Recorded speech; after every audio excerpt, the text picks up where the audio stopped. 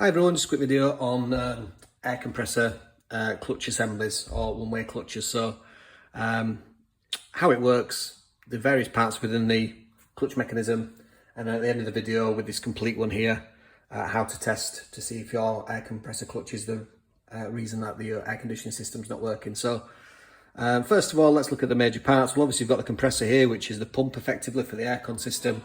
So that's the section that brings in low pressure gas, squeezes the gas and then releases it around the rest of the system in a high pressure state for the air conditioning to work. Attached to that, you've got all these components here. So first of all, what we've got is the clutch plate. So as you can see, it would normally sit on the outside. And the clutch plate is literally the cap.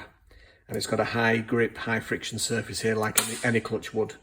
It's screwed on straight into the end of this shaft here. So hopefully you can see that it's got teeth on it.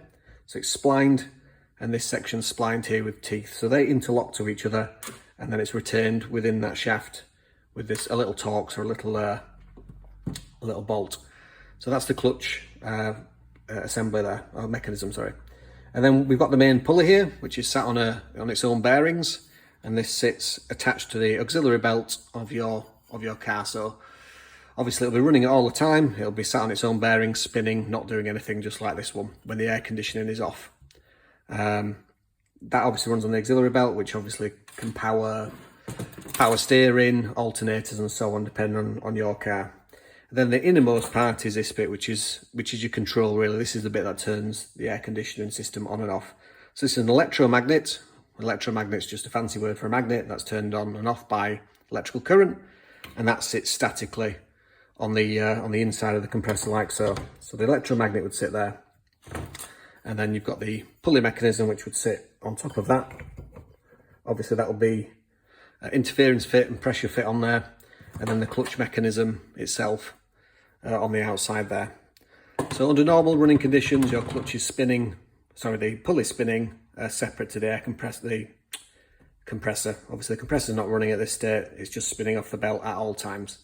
When you turn the power on, you energize the electromagnet, and that pulls in this outer clutch plate mechanism onto the pulley, locks those two together, and then obviously the air conditioning then activates. When you turn the air conditioning off, it turns off power to the electromagnet, and that releases the clutch plate from the pulley once again, and the compressor turns off.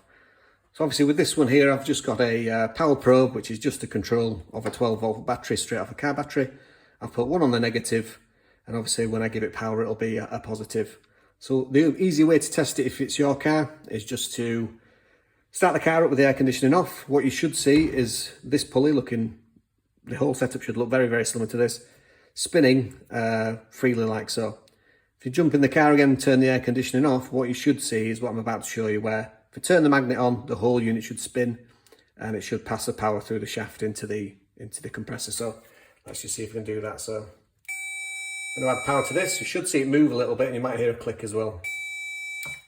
So it's turned together now, so there's a lot more tension there because it's obviously the magnet's on and it turns the whole mechanism together. So that's when your air conditioning is on. If I release it, you'll see it move away, and again the pulley runs independent of the clutch assembly.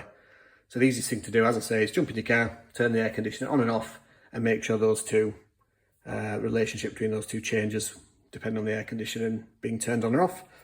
If it continues to be like that, it's the electromagnet that's failed.